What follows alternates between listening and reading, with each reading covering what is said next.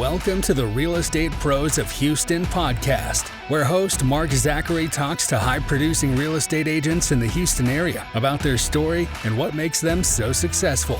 Each episode, our guests will tell you what they're doing that works and what makes them so successful, as well as insights that will help you take your business to the next level. Now, here's Mark delivering a true real estate pro of Houston. Hello, everybody, and welcome back to another episode of Real Estate Pros of Houston. And we've got a fantastic individual today. I've had a chance to visit with her a few minutes before we even hit the record button. Man, she has a great story, and she has a lot of balls in the air, and we're going to get to know her a little bit. And, you know, we have some of the top agents in the city of Houston on this podcast, and I've had the privilege of interviewing a lot of them. And today we get Amanda, and she lives in the Cypress area and has been in the business a while. But I'm going to let her tell her story. But Amanda, thank you very much for giving us a few minutes of your time today. Thank you. Thanks for having me. Yeah, you know, I always tell everybody, let's plan on 30 minutes. But it's like I say before we started the record button, that 30 minutes goes very fast when you're talking about things you love to do and talking about your family and just sharing your story. So, you know, we'll try to keep it around 30, 40, 45 minutes, and but it'll go fast. And we have a little timer up there in the upper left-hand corner on my screen, and so you can watch that. And but yeah, I enjoy doing these more than I do getting out and trying to talk somebody into a cup of coffee. I'd rather do this than that. So, but anyway, Amanda, tell us your story. Thank you again for doing this podcast with us. But tell us your story. How long have you been in the Houston area? What do you, and I'll ask some other questions based on your story, and we'll go that route. But tell us your story. Okay. Well, my name is Amanda Klam, and I've been in real estate now entering my 10th year. I am with eXp Realty. I predominantly sell in the Cypress community and surrounding areas, Magnolia, Tomball, Katy, Hockley. I am a rare breed in that I am also a dual agent. So I am a realtor by night, teacher by day. I switch my hats, I switch my capes, and I go at it full throttle, depending which job I'm in that time period. But I'm a wife, I am a mother. I am a Texas A&M graduate, so go Aggies. Yep. And two girls went there.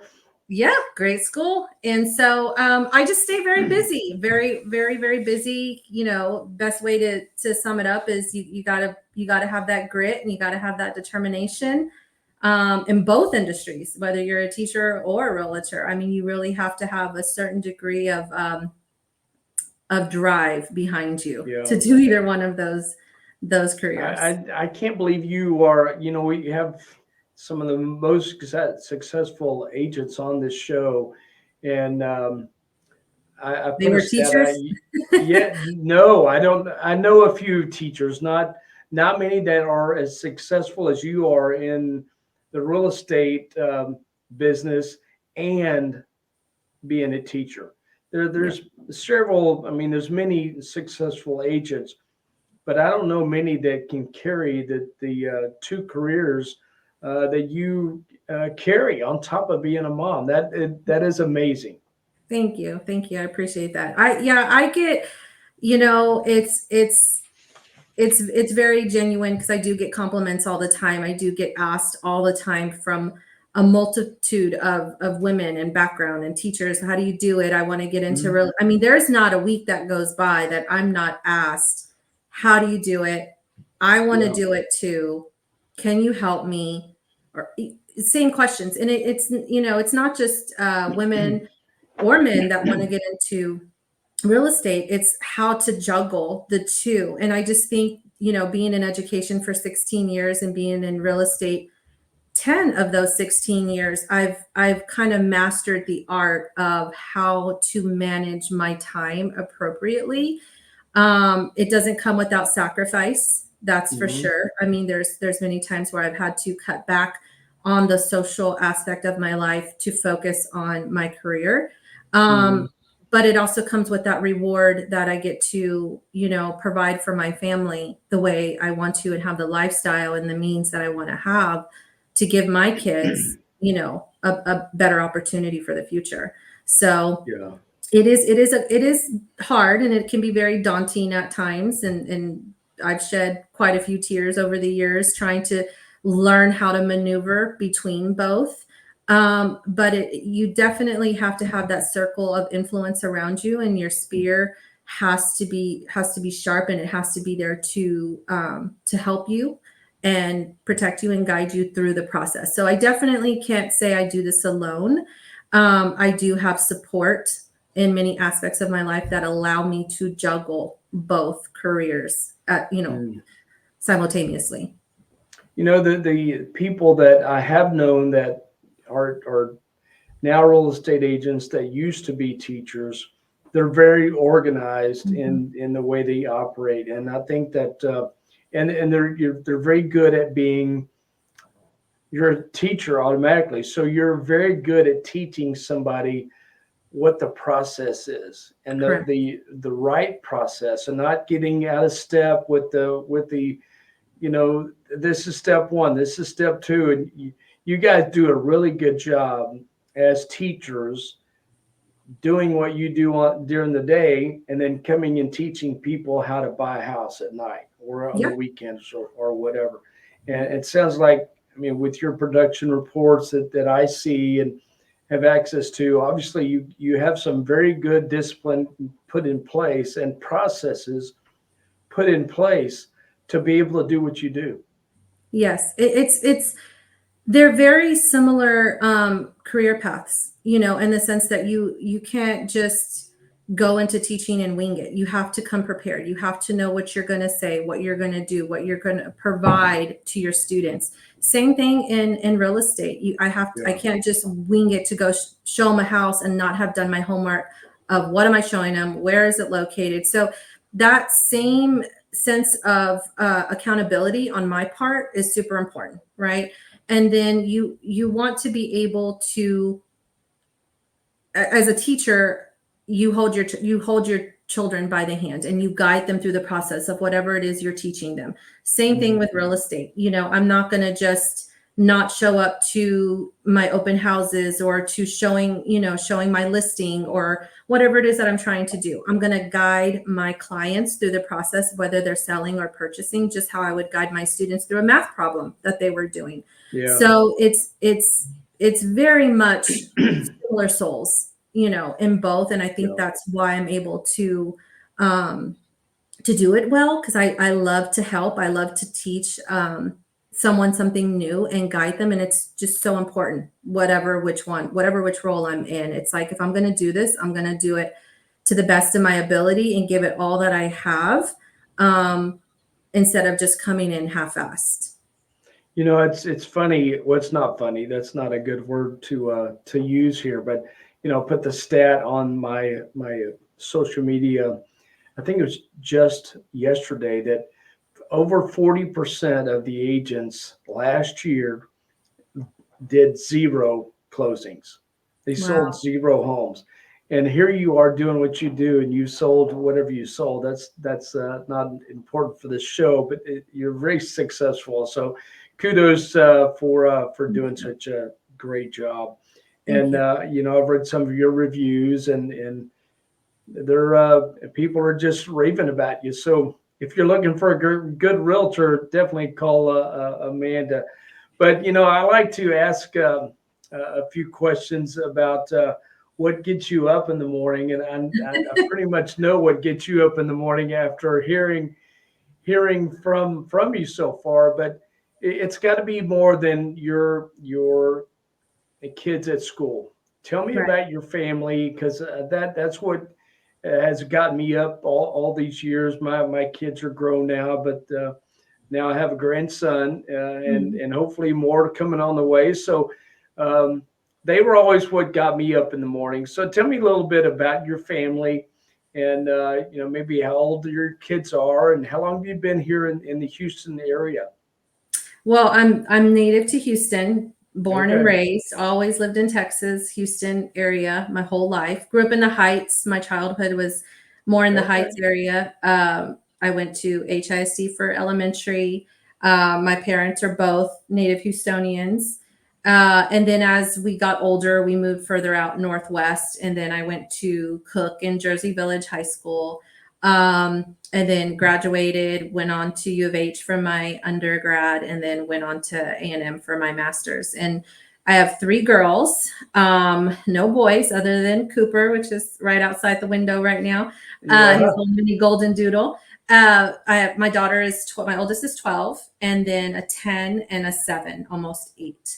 Okay. And so I agree with you. I mean, what gets me up, I'm not a morning person. I'm not. I need a couple. I Oh need at my least an gosh. hour. You would think I'm more of a night owl. Like I get my energy at night. I'm like my brain's going, and I'm ready to get in here doing what I got to do, Yeah. focus. Yeah. But I'm at an early school, so I have to get going pretty early. So my day usually starts between 5:15 to 5:30, because I need that time of clarity and Yeah. waking up. But my kids, I mean, 100% without a doubt, my kids, my husband, that is what fuels me to be the best version of myself every day, because I always tell people we get one shot at this thing called life. And, I want to do as much as I can while I'm here, and for my kids, and provide for them, and give them all the opportunities that I didn't necessarily have as a kid. My parents, times were different back then. Life was simpler.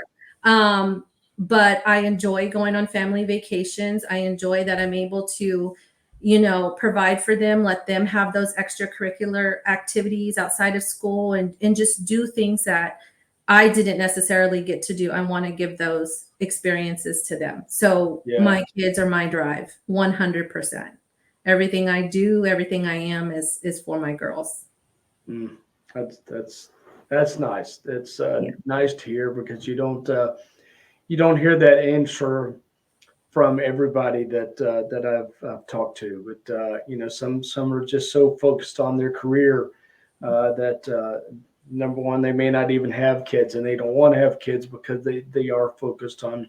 And that's okay. I'm not judging them on that, but it is great to hear and see your. And having 3 girls, and I don't mean this in the wrong sense, but I want them to see that they can have a career and they can be mom. They don't have to choose. They can go to school like I did. I mean, one of my biggest accomplishments wasn't that I got my master's, but it was the fact that my girls saw me. They saw the work and the drive that I had to put in to earn that degree.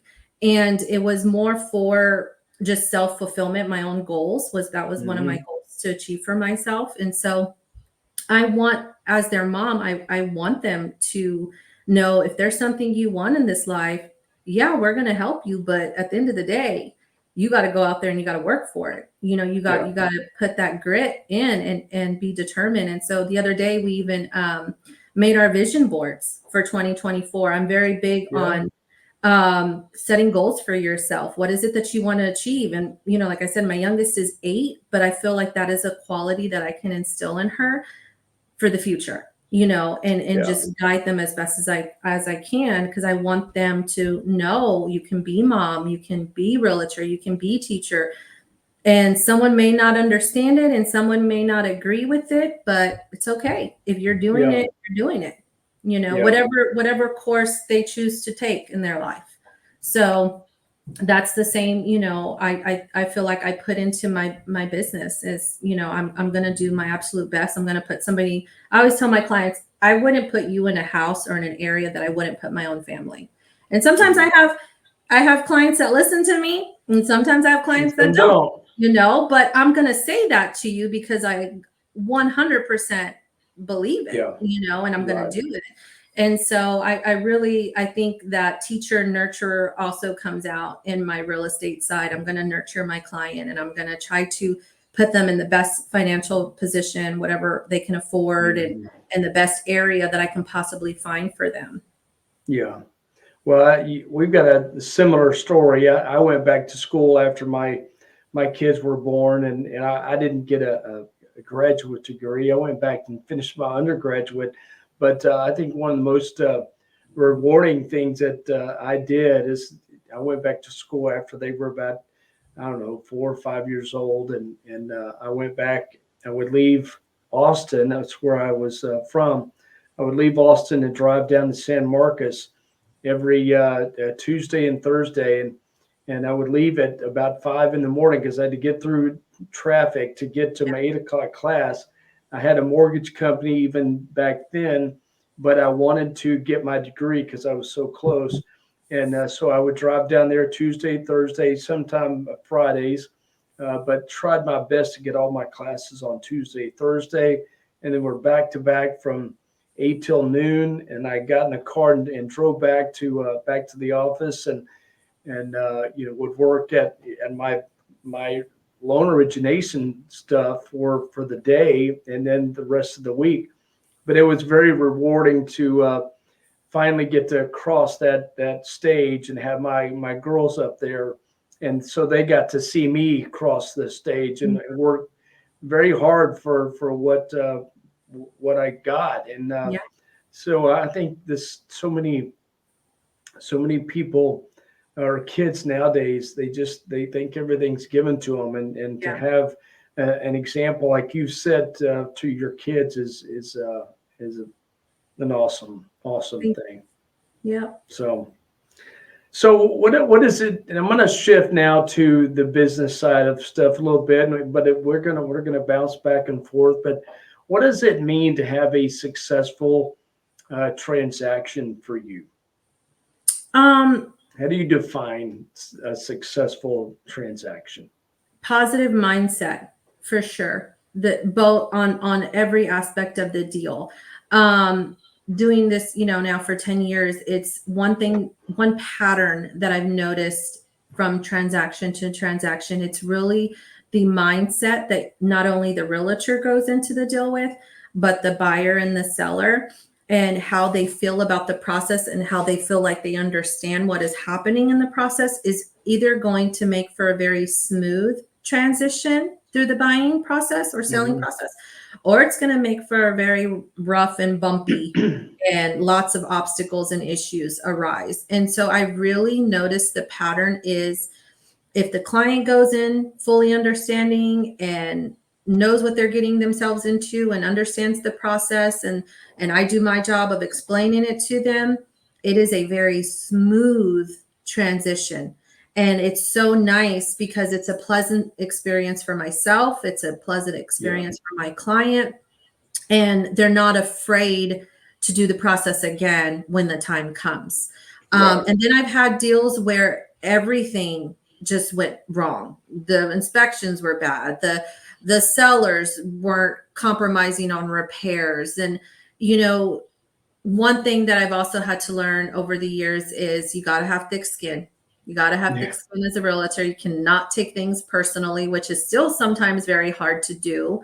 And I catch myself in the moment. Because it's always your fault, Amanda. Always my fault. Yeah. I didn't contact you, or I didn't say this, or I didn't do that. Trust me, I live off of checklists.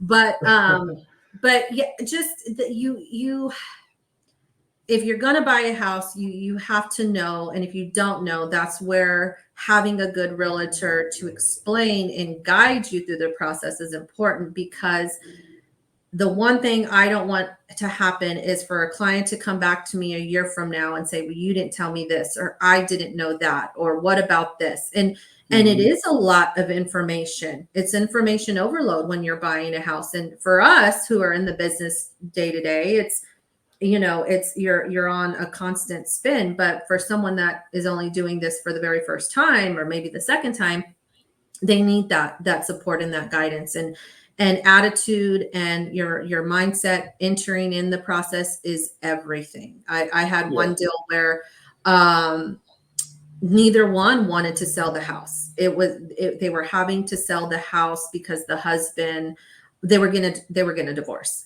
And so that negative energy from their relationship just spewed onto the deal.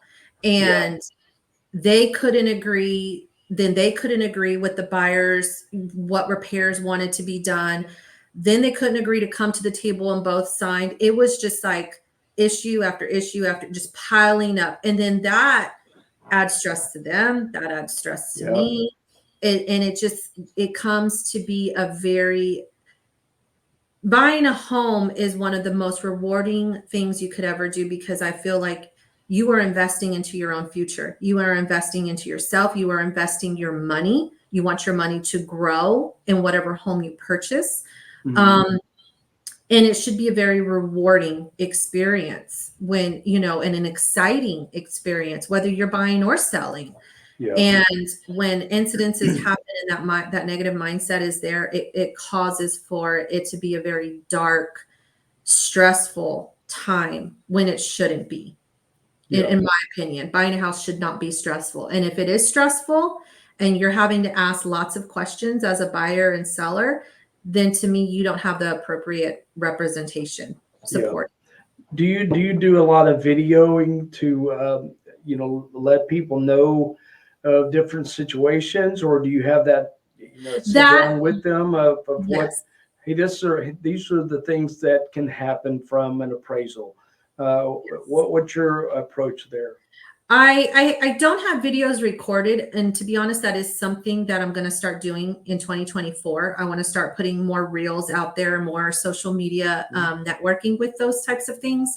But I do explain it when I'm in the house, and I tell people, like, I have a listing going live tomorrow, and I went in and I said, okay, these are the things that I'm noticing. These are the things that I would change. These are the things you need to do.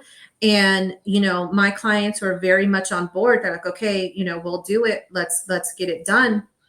And that just, that means so much to me, because I feel like, okay, they respect me as their agent. They respect me as their realtor, to listen to my guidance to help them get the most bang for their buck. And the house isn't even live yet. It's coming soon. And I've already had 12 phone calls, and I actually showed it right before I logged on with you to an investor. Oh, really? Yeah. So like I hauled over there and hauled back for this. And so, I do explain and walk them through good and bad. Like, this is what we want to happen, but possibly this can happen, and just communicate. Communication is so, so important.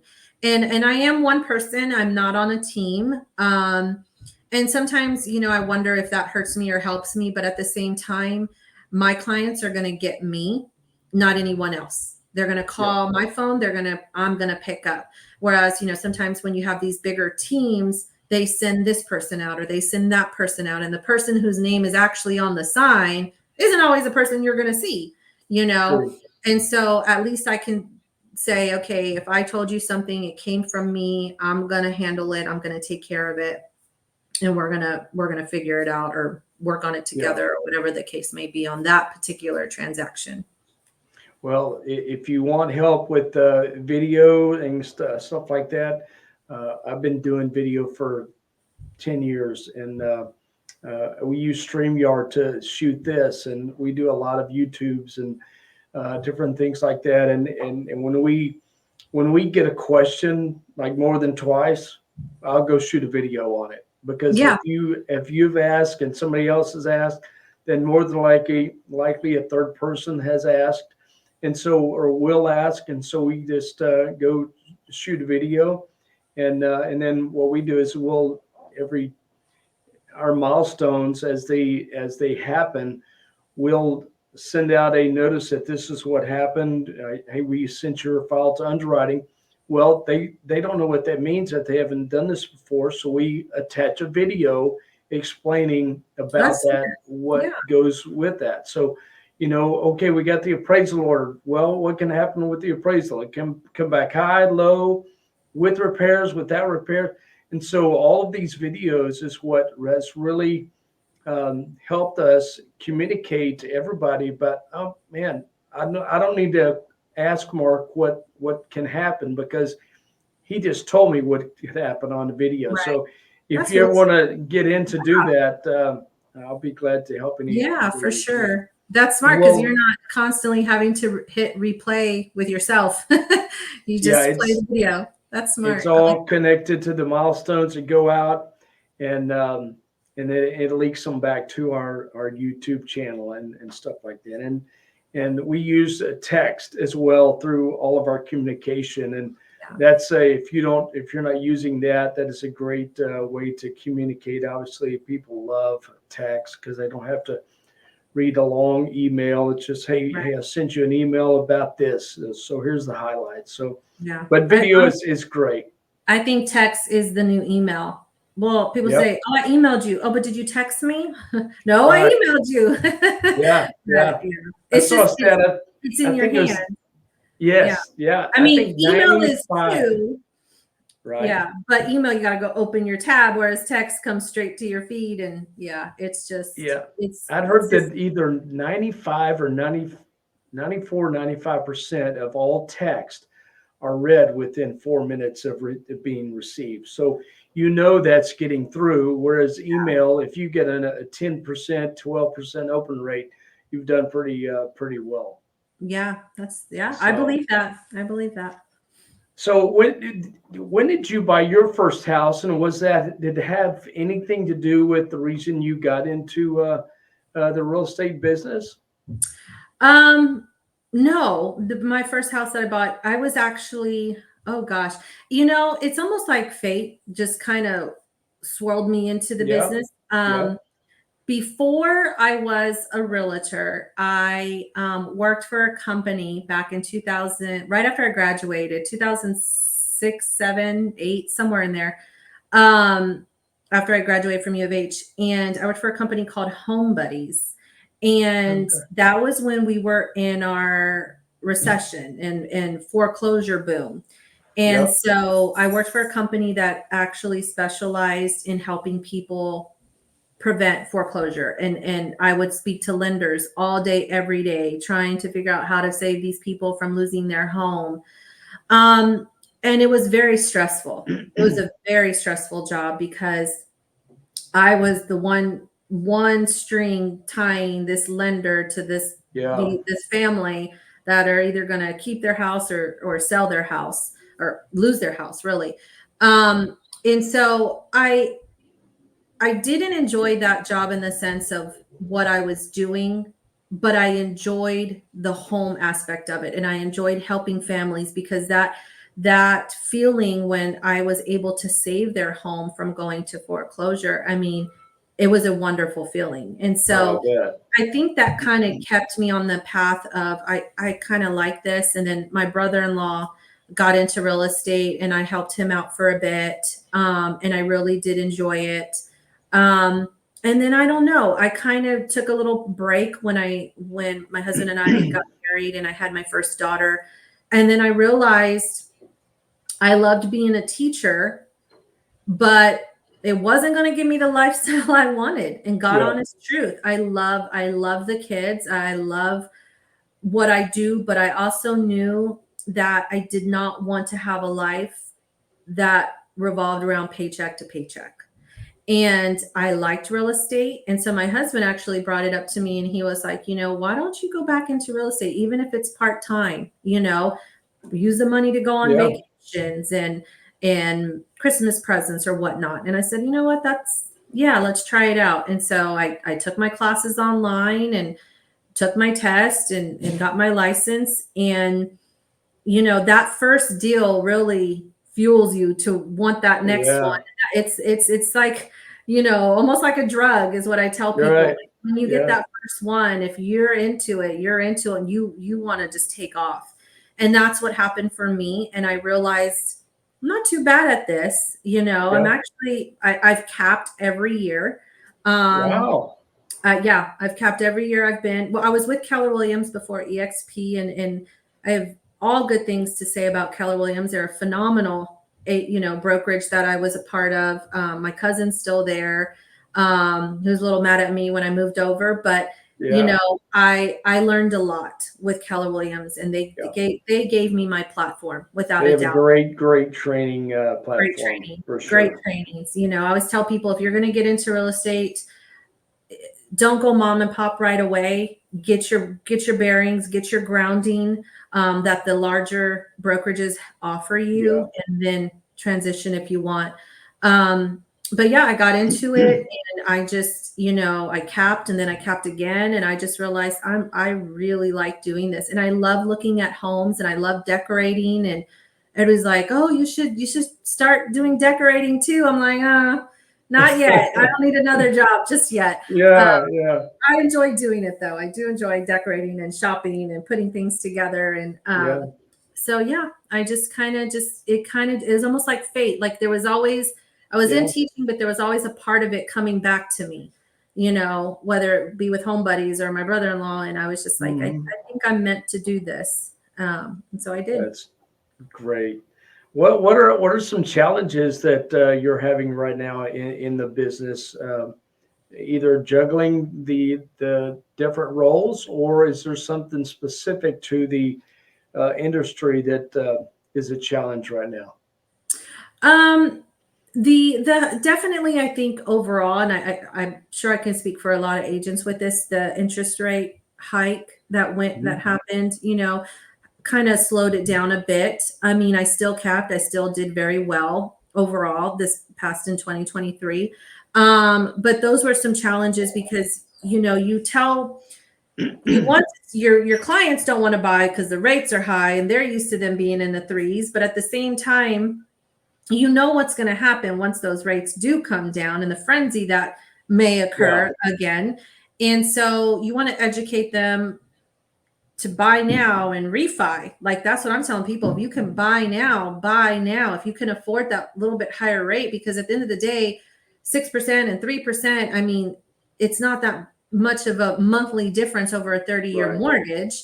And so you want to educate them with that. And some people listen and some don't. And then when the rates do come down, it's going to cause this, what I foresee is another little boom, because everybody's going to be nervous that they're going to go up. So that was I heard a stat the other day, and sorry to interrupt, I heard a stat that for every 1 point that the market drops, it will allow 5 million people to now qualify for that same house. Yeah. So, you have to be careful what you ask for. Give me these low rates. Well, do you have the cash to compete with the people that are going to get into the market now? So that was a crazy stat. Sorry to interrupt you. No, you're fine. And then too, the buyers that I did work with this past year all pretty much went new build.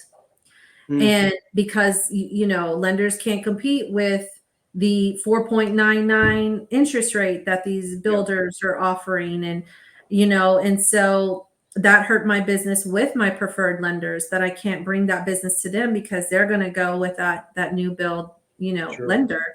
And so that was probably my biggest struggle. And also, just for me, I'm successful, but my one of my goals for 2024 is to get better at networking and social media and all of that. That's kind of where I don't push as much. Not because I don't want to, it's just time constraints. I have to put my time towards other things. And so that is something that I really want to work on in 2024, is just getting my name out there just, a little bit more. Yeah. In your business world, what are 3 non-negotiables for you? What has to happen today or this week or this month, or all hell is going to break loose? My family, doing what I got to do for them. I really try not to work on Sundays.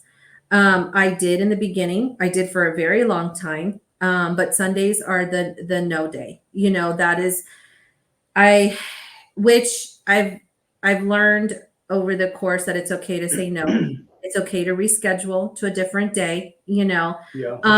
and so that's a pretty big non-negotiable. I mean, unless it's just dire emergency, it's a certain, type of situation. I really do try not to work on Sundays, only Saturdays, and then Monday through, through Friday. And then just sometimes turning my phone off and it being okay that text me, I will respond to you. But sometimes, as realtors, we have to remember that we also need that clear headspace, and we need to have a moment to disconnect, and it's okay. And I think a lot of agents, including myself, we forget that, and we're constantly on our phones. And I do have small children, and I don't want these years with them that already feel like they've gone by so fast. And I know the next 10 years are going to go by even faster. I don't want to miss certain things. And so I've had to learn that, okay, my client is texting me. I have 3 text messages from clients right now that they have to wait because I'm doing this, or if I'm cooking dinner, that has to wait. So just really my time is, and to manage this and to keep it organized and keep myself stress-free as much as possible, I have to learn to put stops and stipulations on certain things at certain times, because if not, it will just consume, my life, and it did for a very long time in the beginning. And I had to learn how to trial and error, to be like, okay, I'm not going to do this again because I was I was unpresent. One memory I have was kind of like when the light bulb went off. We took our girls to Disneyland or Disney World. I think it was Disneyland. And we're in a show or something, and my daughter is trying to get my attention because she's so engaged with whatever show we were in. I forget, it was Mickey Mouse or Donald Duck, or whoever was talking in this theater we were in. And I don't remember any of it. And I don't recall that moment other than her trying to get my attention, because I was so consumed with a client on my phone that I completely missed out on the memory and the moment with my child. And I didn't even realize it until she brought it to my attention. Well, mommy was on her phone, so mommy didn't see. And that just turned me up. I just felt like the worst mother in the world, that I missed out because I was so afraid to not respond to my client that I missed this moment with my child. And so we have that same exact story, because I remember sitting in front of the Disney World in front of the big castle, and I'm having an argument with the person on the other side of the line there. And my daughter comes up to me, Dad, come on, let's go ride rides. And it just shocked me back into reality. And I told the guy, I said, man, I'm here in Disney World with my kids, and I'm sitting here on the phone having an argument with you over rates that I have no control over. Right. And I said, I will call you when I get back after this vacation. And I turned the phone off the rest of the time. And but it's awful to have a lot of fun memories about that vacation, but that's one of the worst memories I had about that vacation, that I let that happen.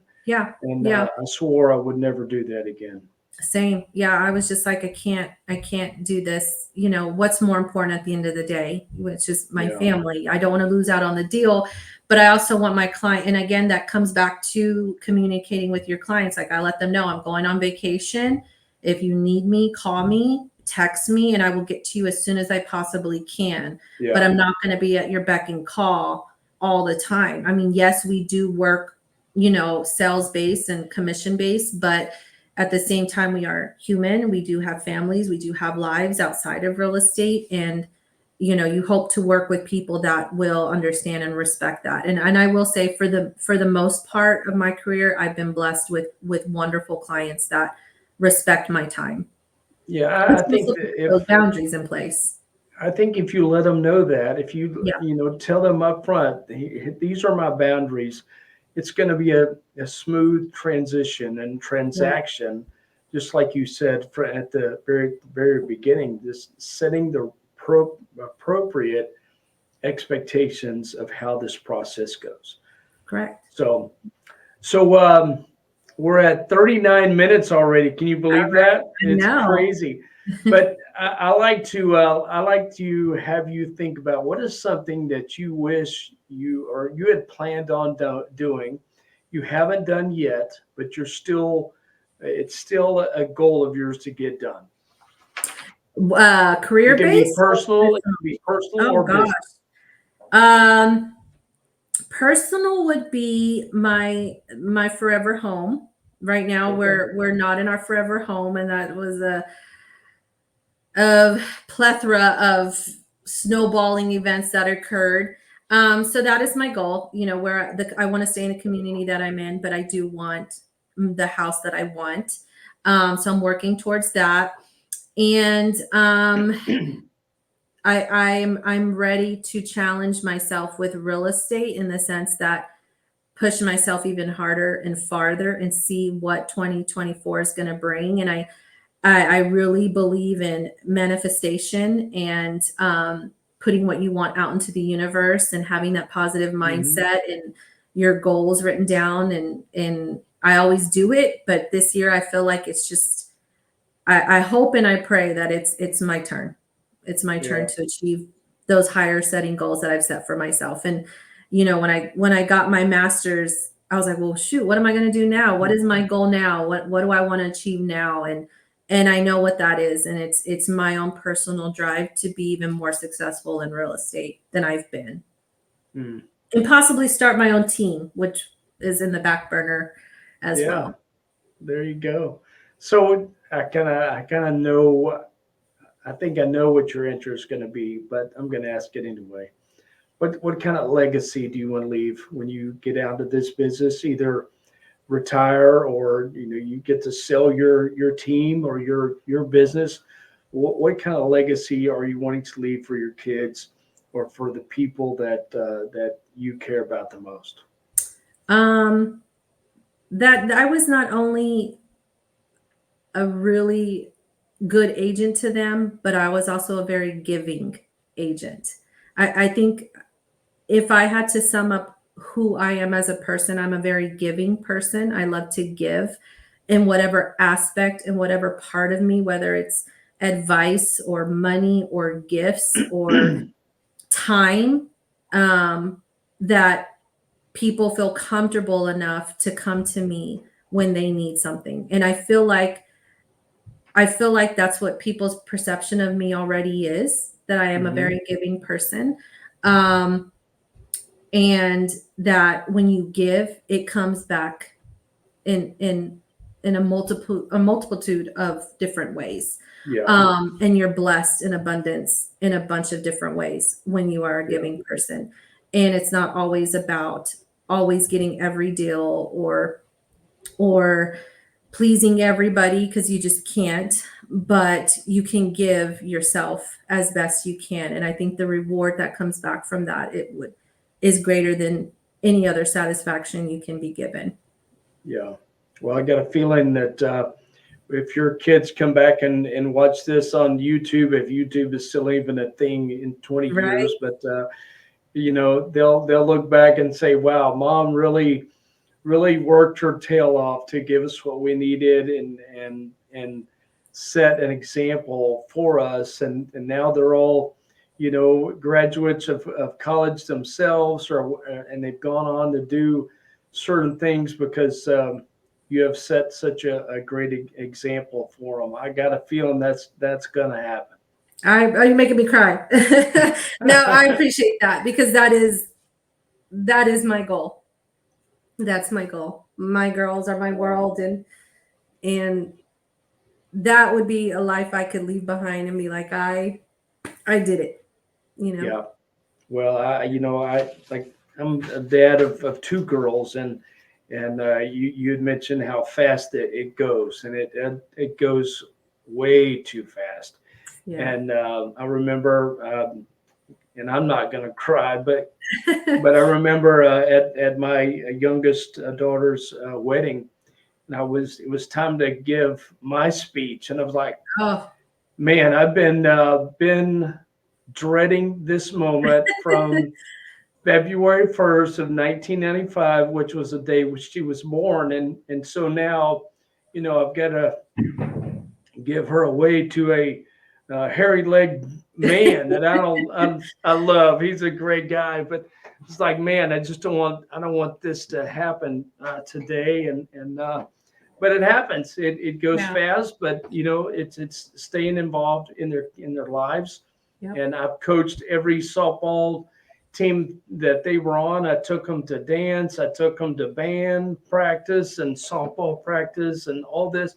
And so, stay involved. That's all I can tell you is because it does go way too fast. As you said, they're already 10, 7, and you look back and think, wow, where did that go? Where did it go? Yeah. Where Yeah. did it I go? see. I forget how old I am sometimes, and I see people with little babies. I'm like, oh wait, oh no, that's not me. I was there. Yeah. I And feel like I just now my baby has a baby, and that just and that's a drives me whole other crazy. love I've heard. Grandparent yeah. love is a whole other love, right? It never dawned on me how much they mean to you. Yeah. Yeah. So I tell my husband, I said we could never move away because my parents they would die. oh And yeah. my girls are my parents' world. So, Yeah. they bend over backwards for them daily. So I don't Well, think I told Katie and Brian, I said, hey, well, you guys can move away if you want, but believe you're not taking Luke. Yep. We've been So told the same. Brian actually went to Jersey Village. Brian Okay. Roper is his name. What year did he graduate? Do you know? I don't Probably remember. after me, I'm sure. I think If your he's daughter about, is well, I think he's like 36, 37. Oh yeah, I was probably gone. I was class of '01, and if I was born in Okay. '82, so if your daughter was born in '95, that's about 10 years. Yeah, I'll have to ask So him what his class was, but yeah, anyway. but it's Okay, real quick lightning round. This is it's kind of fun stuff. Favorite author or speaker?